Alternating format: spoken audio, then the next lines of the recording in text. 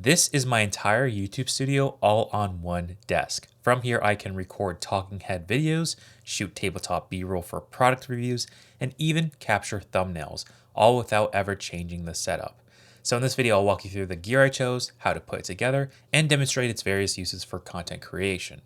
Now, I've been making videos in this space for about 6 years now, and one of the biggest challenges I faced is constantly setting up and tearing down equipment for different shots. And after years of experimenting with different setups, I finally decided to build this all-in-one solution that allows me to make videos in less time with less friction. And I thought I would share this all with you. So to kick things off, let's go over the gear I chose for this build. At the heart of this setup is the desk, and I use the motorized sit-stand desk from FlexiSpot, which is perfect for standing up or sitting down when you're recording your video.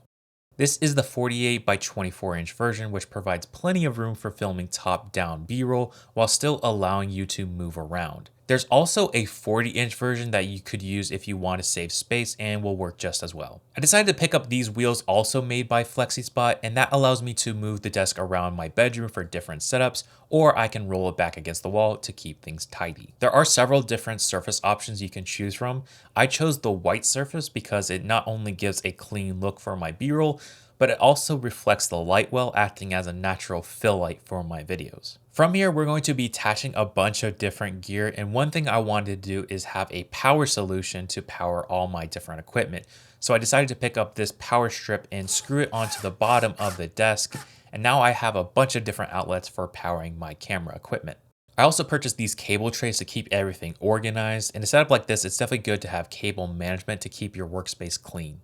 This desk comes with this handy headphone holders, which can be used to keep extra cords organized, or in my case, I can use it to hold my video light control box. For the video light, I'm using my old Aperture 120D. It's plenty bright for this setup, and I love that I can control it with this remote. Unfortunately, the 120D is not available new, but you could use something like the Amaran 60DS, which will work quite well. My go-to for soft lighting is this 36-inch softbox, but this setup was much too deep and would stick out onto the desk. After some shopping, I found this softbox made by Godox, which is about half the depth of a traditional softbox, but provides the same level of softness thanks to its width and its layers of diffusion. Attaching the light to the desk can be tricky. If you use a basic light stand, it will stick far into the desk. But luckily, I found this really cool desk magic arm made by Rabe. It allows you to position the light away from the desk to get into the perfect position. It's kind of pricey at $70, but it's worth it in my opinion, so that way I can get my light exactly where I want it. Next, let's talk about the camera rig, which is made by Terion, who are actually sponsoring today's video. I was in the middle of building this setup when they reached out with their camera desk rigs, and I'm glad they did because I think this is the perfect option. I've used other rigs in the past, but unfortunately they would be a bit wobbly. These, however, are rock solid thanks to its sturdy base, and it allows plenty of flexibility for mounting your camera. It comes with everything you need, including a desk mount, extension column, arm, ball head, and even this iPad mount they could use to attach a tablet or your phone to this rig. In order to mount this rig to your desk, simply slide it on, then turn the two tightening knobs until it's secure. From here, we can add our camera arm and lock it in place. Then we can attach the camera to the included ball head and secure it. Now, the camera I've been using recently is the Sony ZV-E10 Mark II. It's great for this build because it's lightweight and has excellent image quality and autofocus for filming YouTube videos. The lens I have paired with it is the Sigma 16 f1.4, which gives you a very wide field of view, and at f1.4 it lets in a ton of light and has a shallow depth of field to separate you from the background. In order to power the camera, I picked up this dummy power adapter for around $25.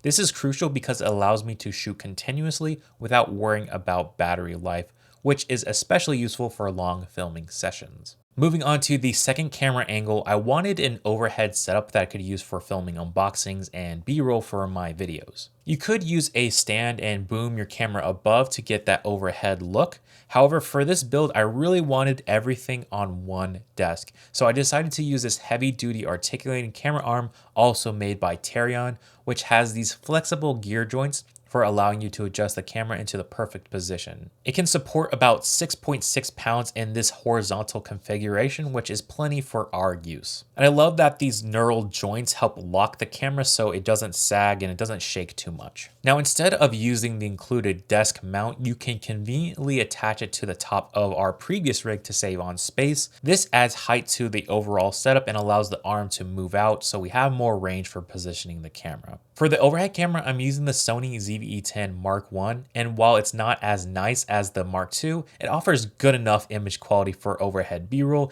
especially when it's properly exposed. And the lens I'm using with it is the Sigma 18-50 f2.8, which is a tiny, lightweight lens that gives me the flexibility to change up the framing. I love this lens because it is super sharp and allows for crazy minimum focus distance so you can get really close up on products. Again, I have a dummy battery powering the camera, and I have an HDMI cable coming from the camera to this external monitor so I can make sure my image is framed up properly and I can see what I'm filming without having to look up at the camera. The monitor that I'm using is the OCG7, which is a 7-inch camera monitor, and that is attached to the center column of this desk rig with a friction arm. Now, this monitor may be a little overkill for this setup, but I already had it in my kit. You could go with something like a 5-inch camera monitor, but I do find that the larger display is nice since you are a few feet away. For audio, you could use something like a wireless mic so that way you can roam around freely, but I actually prefer to have everything ready to go. So I decided to mount a boom microphone to this rig. The microphone I decided to use is the Rode VideoMic Go 2, which at $100 it sounds pretty decent. It's also extremely lightweight, which is perfect for a setup like this. In order to mount this to the rig, I simply used a friction arm and this cold shoe adapter and then clamped that onto the overhead rig. Then you can connect this to your camera through the microphone jack. Now, you could just mount this to the overhead rig, which is actually kind of nice, or you could run a 3.5mm extension cable all the way into the main camera angle. As long as you're recording with both, it shouldn't matter which camera you're connected to. And with that, the rig is complete. This is what it looks and what it sounds like. And again, this setup is on wheels, so I can move this around my space, change it up, get different backgrounds, all without ever having to change anything directly on this setup. Now, there are a few different configurations you can use this for, so let's quickly go through a few different options. Number one is talking head video. So just as I'm doing right now, I can talk to the camera. I got my nice soft lighting right here. My microphone is perfectly in place. So all I gotta do is step up, press record, and I am good to go.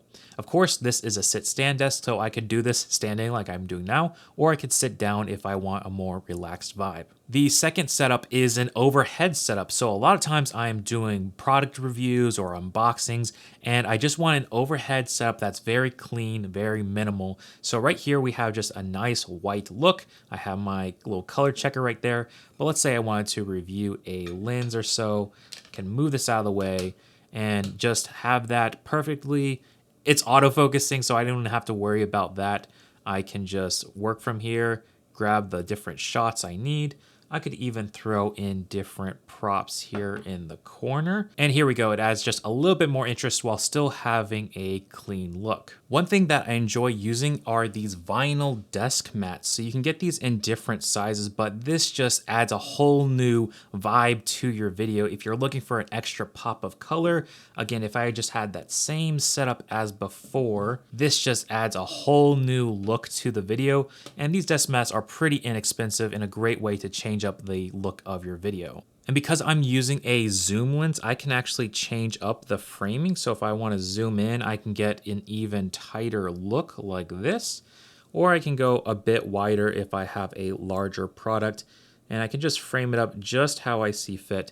I just love that flexibility, so I don't have to worry about raising or lowering the camera. And again, this Sigma lens has super close minimum focus distance. So like right there, this is crazy. It's just a few inches from the camera, but in focus. So that just adds to the versatility of what you can do with this setup. Number 3 is multi-camera. Because we have our A-roll camera and our overhead camera, we can actually hit record on both. And let's say I'm filming a video and I want to show you a product. Well, I can do so without ever having to later film in the B-roll clip and insert it in. I can just present it live, which is super cool and helps speed up your workflow. This mat in particular has color on both sides, so I could have orange or this lighter pale green on the other side, which just kind of adds a little bit of different options depending on what you're filming, what color scheme you're going for. Number 4 is you can add a laptop to the setup for even more versatility. So go ahead and grab your laptop, grab an HDMI capture card.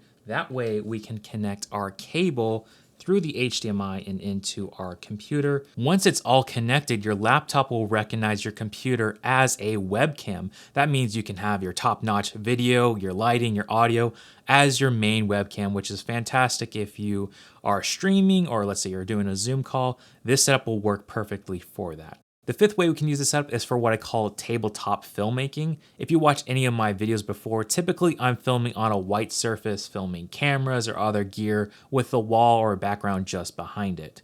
And because we smartly mounted our camera rig and our lights off to the side, we have a little over 3 feet where we can actually just film a nice clean look for our product B-roll. Because we have a nice large surface and it's on wheels, we can imagine this whole setup being a pseudo tripod. You can grab a little tabletop tripod, mount your camera, wheel this around your studio, and if you're filming something that's not on the table, you can get some really cool looks. Of course, this desk is motorized, so you could even use this as a dolly of some kind. So really cool stuff you can do with this if you get creative. One of my favorite little tools I've been playing around recently is this tiny, cheap slider. It's a motorized slider, so I could simply move around, put my camera on the slider, and have some really dynamic shots. And with this, you can just imagine how quickly you're able to capture footage that's really high quality, fast and simple. So for example, let's say you're filming something that's big and does not fit on a table. You can simply rotate your light around. You can adjust the camera height with the desk because it's motorized. Pop on your camera on a little motorized slider, and in just a few adjustments, you can capture some really dynamic movement really fast and simply. One thing that takes up more time than I realize when I'm making videos is grabbing simple and clean thumbnails. And I was so excited to have this kind of implemented in this rig so that way I could speed up that part of the YouTube content creation process. So because we have our camera, we already have the good lighting, all we gotta do is just find a nice clean back wall, turn on the light, turn on the camera, and snap a few photos with some different poses holding up a product. And with that, I can remove the wall in post, replace it with something really cool. And in just a matter of a few minutes, you can grab several different options, all with this setup, which is super nice to have. And once we're done for the day, we can simply roll this whole setup into a corner when it's not in use to keep things nice and clean in your space. All right, so I calculated the total cost of this setup and it comes out to around $900 minus the cameras and lenses, which honestly sounds like a lot at first, but once you break it down, that's only $300 to $350 for the table, the wheels, the organizer, the rigs, the power cables. If you wanted to achieve the same setup traditionally, you'd have to buy tripods, light stands, and a bunch of other rigging things. So you're still spending around $200 to $300, and that's not even the most high quality gear. And don't forget, you still need to buy the items like the lights, the microphone, the camera monitor. Once we break it down like that, it's only about $100 to $200 more to get this result, and it's a low footprint and it saves you just so much time. Overall, I am very pleased with this desk setup. It has significantly changed my workflow, allows me to shoot faster without compromising on the kinds of shots I'm wanting to achieve. Let me know in the comments down below if you plan on making one, and if you're looking to improve your filmmaking this year, then be sure to check out this video right here. Thank you so much for watching, and I'll catch you in the next one. Peace.